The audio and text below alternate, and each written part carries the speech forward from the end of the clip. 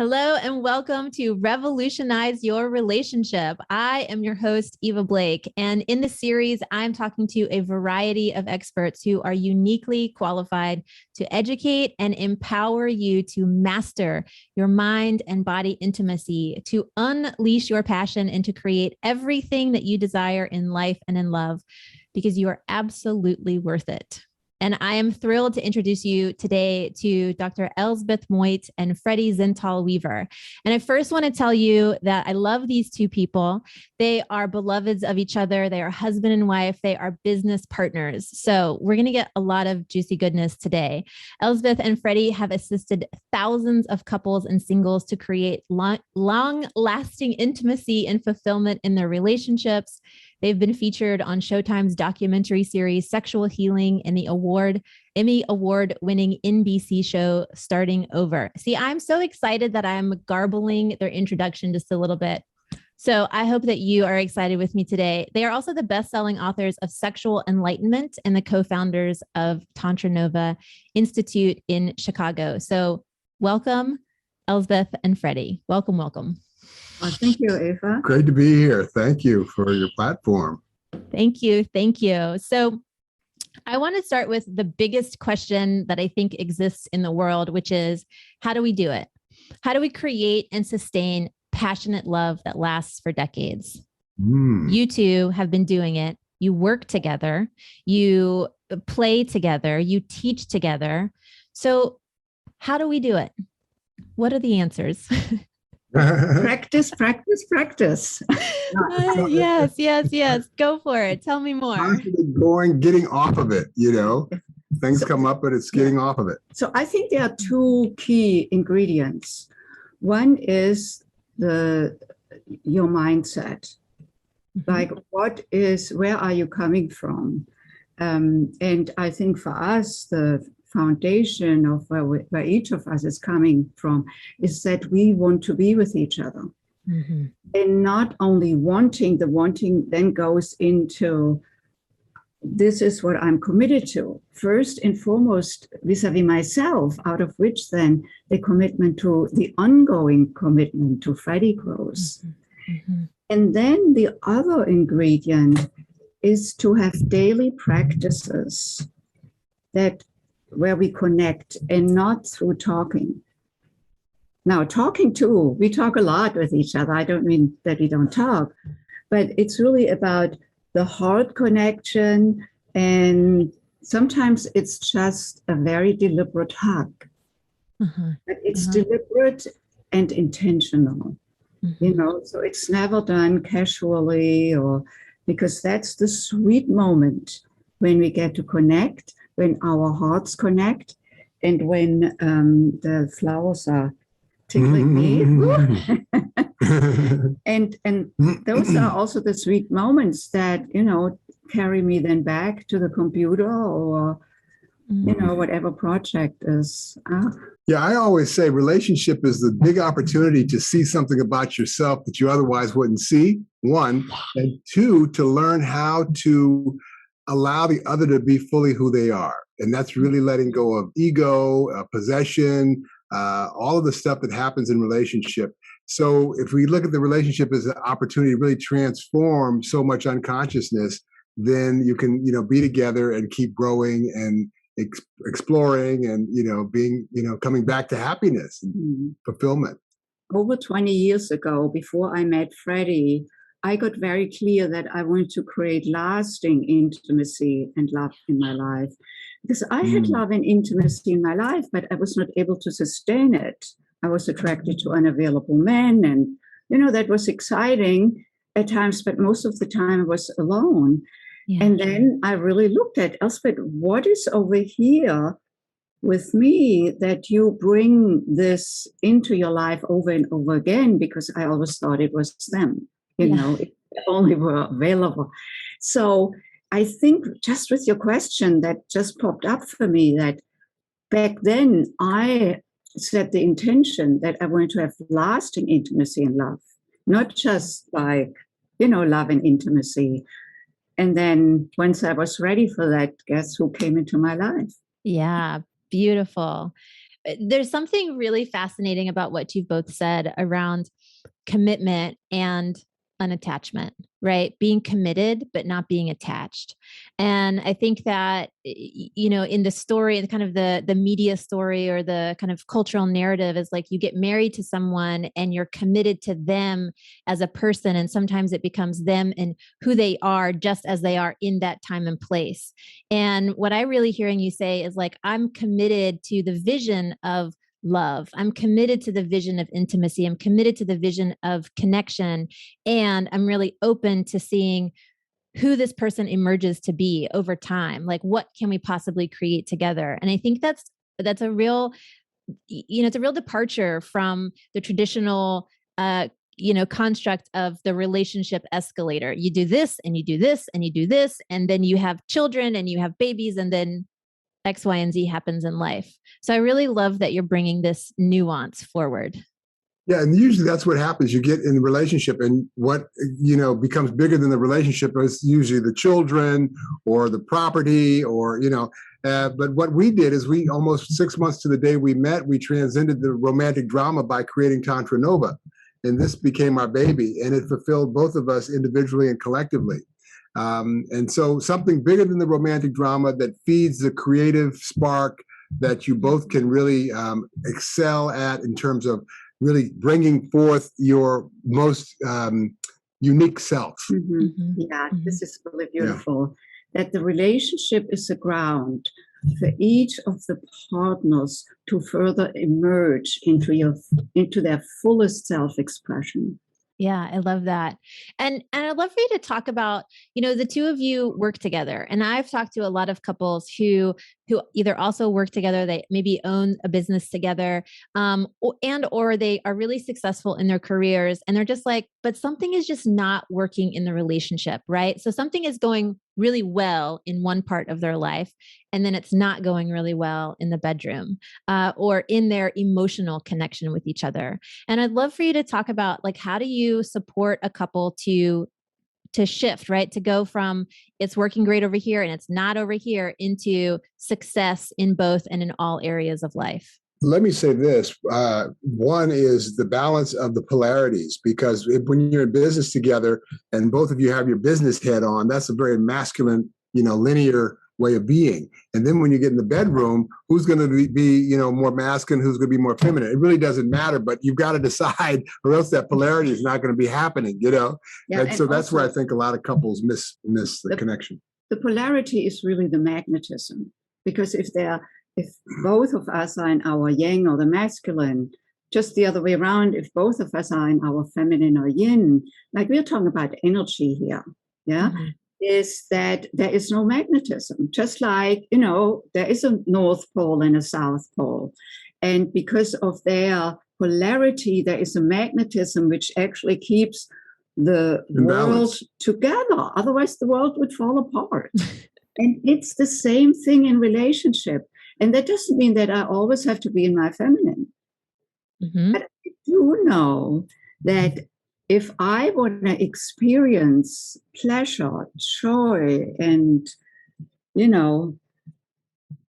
like bliss, being in bliss, feeling bliss, I want to be able to let go, because for a woman's energy and orgasmic self, it's not linear. It doesn't happen upon command.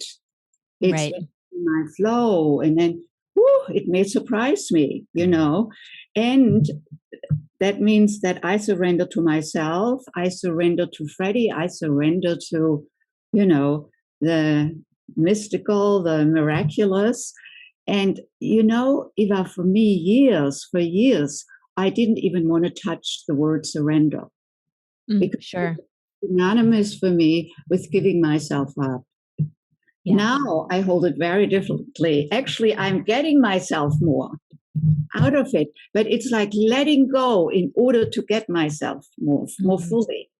And so I really had to learn it in some sense, or be open to, let go. And it's the most rewarding thing. You probably know that. I mean, and also then to have a man who is grounded in his masculine, who can hold the feminine, because the feminine can be so intense and moving and tender, and one moment this, the other moment totally different. And of course, in the tantric practice, the man learns to being grounded in his manhood and open in his heart, so that his sex and your heart are connected. One of the things that I really love about where you're coming from, both of you, is about that this it's all a dance.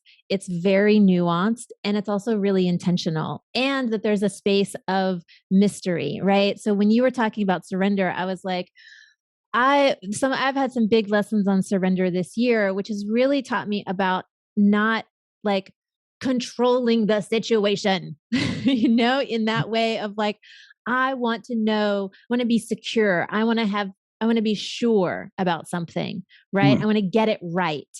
And surrendering from that place, I really resonated with what you said, which is like, I know myself better because I can feel the power that comes through me when I just open and let go and not try to force something, right? Yeah. And that actually had everything to do with a relationship with myself, not even a relationship with somebody else in the moment that I learned that lesson. So I love how you're bringing that. Like if we surrender and open up, then something magical can emerge and come forward.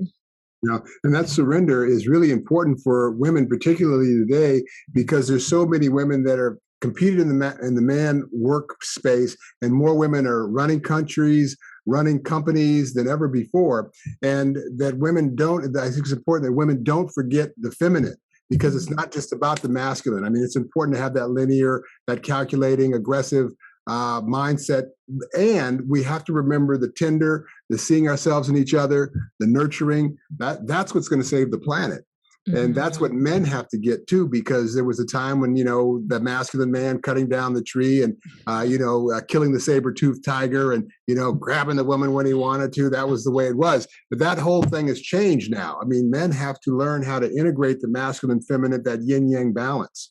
And that's really imperative in terms of where we're headed as a evolving humanness, I'd love if you could talk about, the two of you could talk about the actual practices, like some of the actual practices that you do, right? To stay in that polarity, but also to shift it and to do something different, as you were talking about, Freddy, right? For like, what does it look like for somebody who is living primarily in the masculine space, especially for men, to actually soften and transition and come into the space of opening or receiving? Like, what are you actually doing for and with each other, and even with yourselves, to create that kind of magic? Well, one of the things that we do at Tantra Nova is we are working with life force or sexual energy as a doorway to seeing something that we otherwise wouldn't see.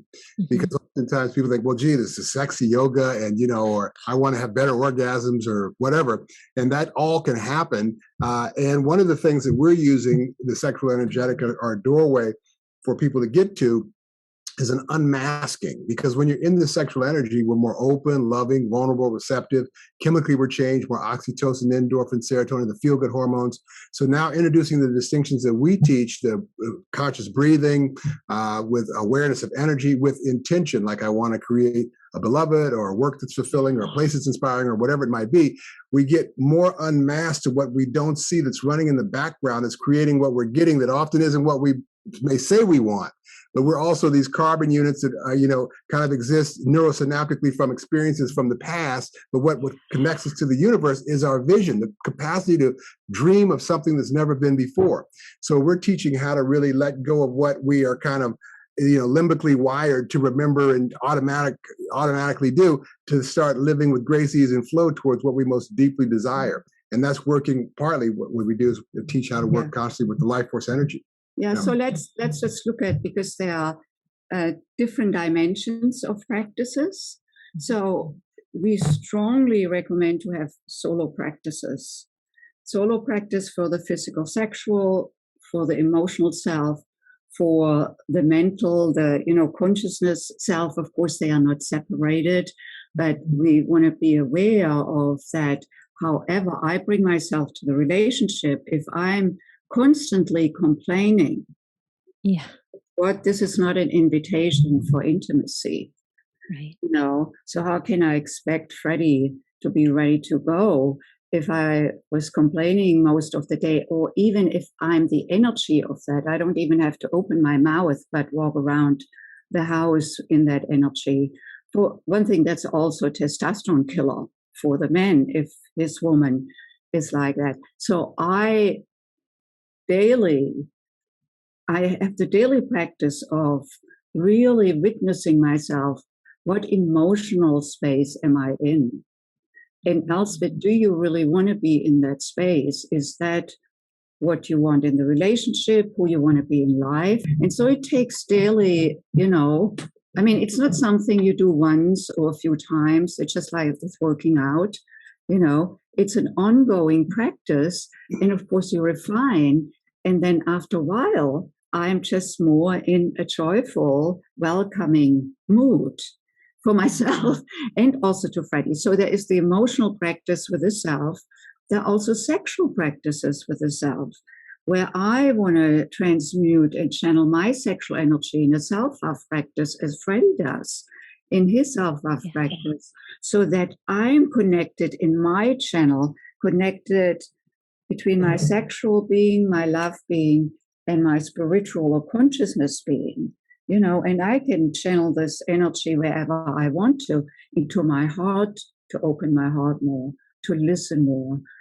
And of course, the pleasure energy is a wonderful energy to tune with myself. But again, as you said earlier, something about it, it's exploratory yet intentional. So I don't just spill my, sexual energy. I really use it. And that doesn't mean that I don't climax at some point, but I use it consciously. And then the third practice, the solo practice, is to be really keenly aware of what thoughts I'm thinking, what narratives I'm buying into. Narrative like, I'm not good enough. For example, we want to do offer a couples retreat in Costa Rica next February. And we want to expand it, have more attendees.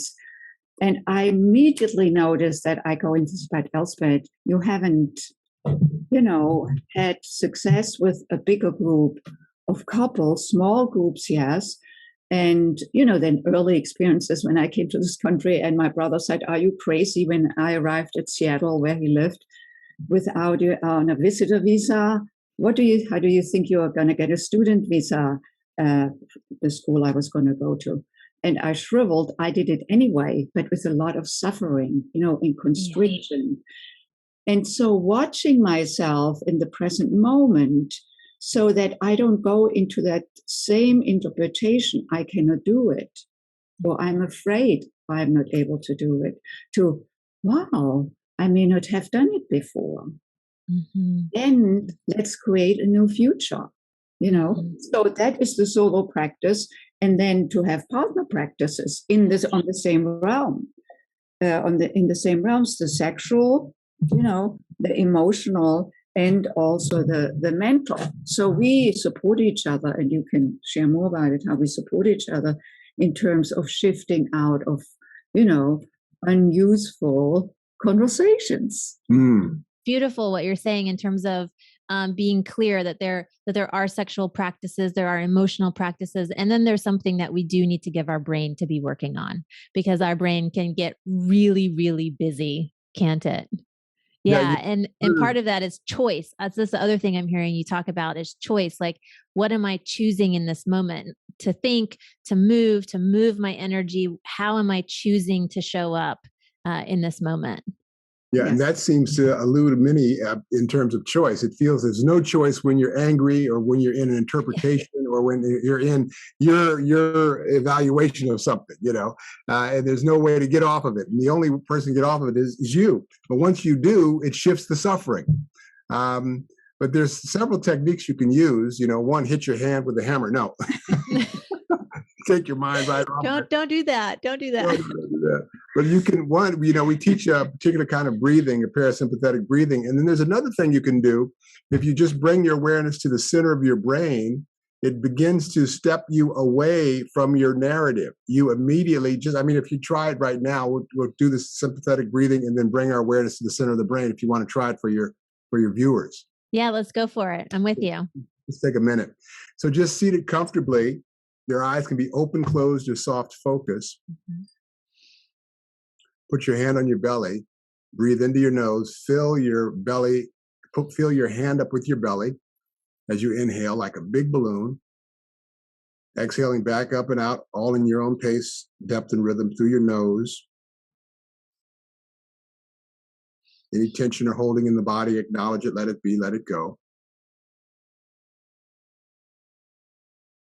Letting the thoughts come and go. Feeling the rise of your belly on your inhalation through your nose, flattening of your belly on your exhalation through your nose in your own pace, depth, and rhythm. Now bring your awareness to the center of your brain.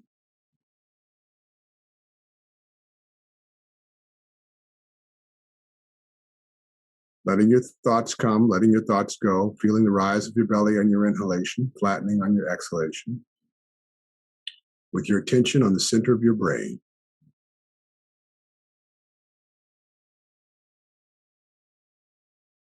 Begin to expand your awareness out to the universe, moving away from the earth into the darkness of creative ad infinitum space that goes on forever. Expanding your awareness, breathing into your belly, letting your thoughts come and go, centered from the center of your brain. Stay with that feeling, that vision, that focus for a few more breaths. Watching your consciousness expand out.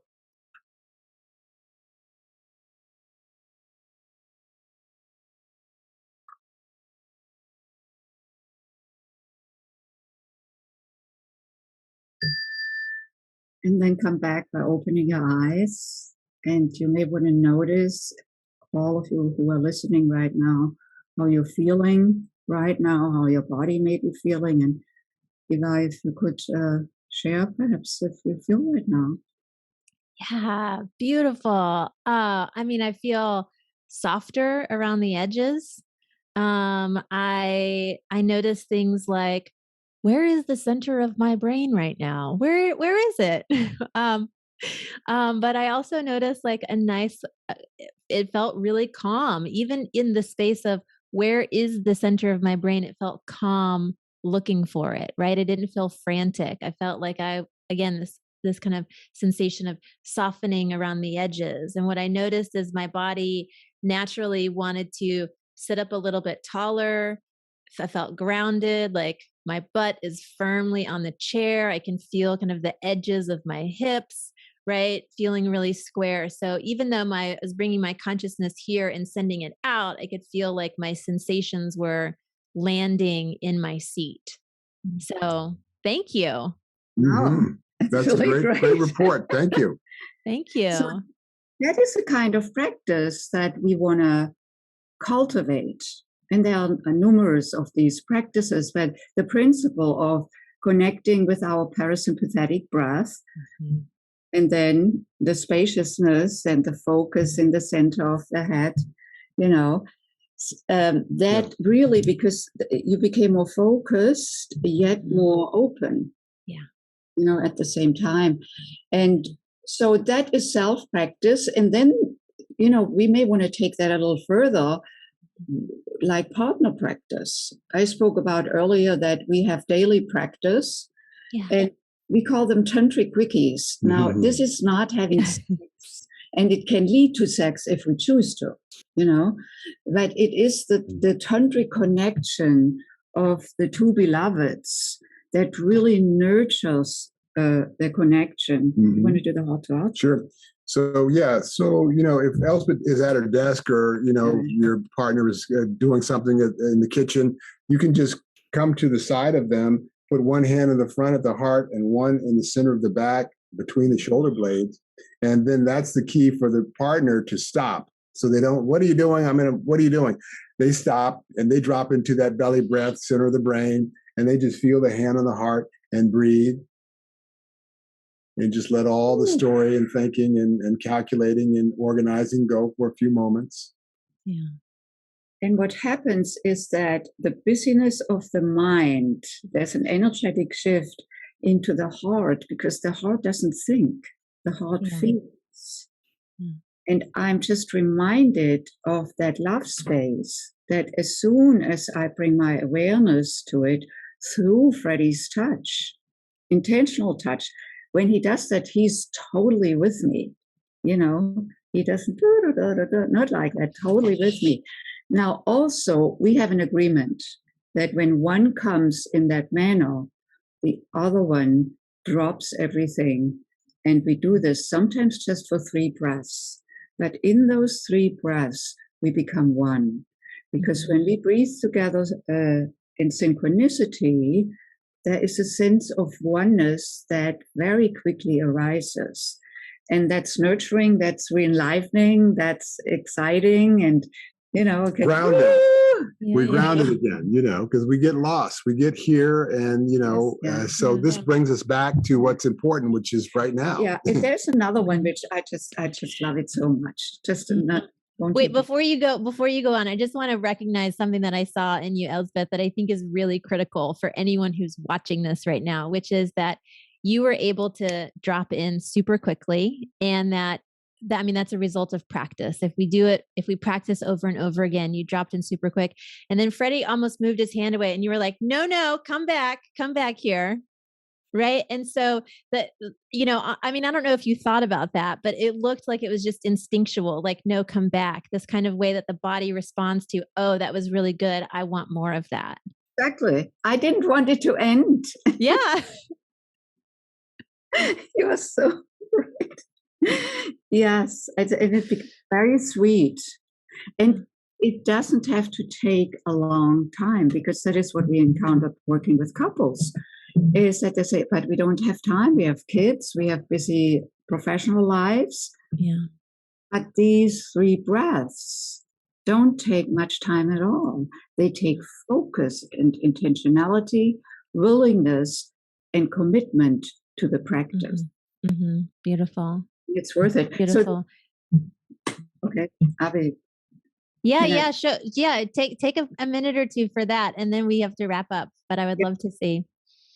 So this is where we are both. The first one was more like he was giving to me when he was holding me in the front and the back. This is really a circulatory practice where we move energy. Do you want to go? Right. So we use the breath at attention and intention. So with the breath, we breathe in together. We breathe out together. And on the next inhalation, we visualize receiving heart energy from the other into our heart. On the exhalation, we visualize sending heart energy into the other's heart, again, with the attention on the breath and intention to move it in the direction that we're sending. And that becomes very visceral. And then we look into each other's left eye, because that connects us immediately to the brain hemisphere that is feeling, receptive, you know, experiential. And then we're just like, get into the circle, into the spiral, into the whirl of it all. Mm-hmm. Right. And as you said earlier, practice, we can drop into it, I mean, immediately. I love it. Thank you so much for demonstrating, for providing the quickies. Because I think that, you know, one of the things that I hear a lot, I'm sure you hear this too, is we're really busy. We're too busy to have sex. We're too busy to do this like big, long thing. And how beautiful it is. What you've shown us is that we actually can create an intentional connection in just a few minutes without having to do a lot of thinking about it or a lot of explaining, that we can just actually be in our bodies together and let our nervous systems find each other and remember what it's like to be connected. Thank you so very much, Elsbeth and Freddy. It's such a pleasure. It's always a pleasure to talk to you. It's so great for you to share what you're up to and the love that you have with each other, and you get to share it with the world. So a thrill that I get to be part of that today. Thank Oh, you. yeah. Thank you Thank so you. much. And for everyone who is watching, come back tomorrow because there is going to be another juicy conversation for you then.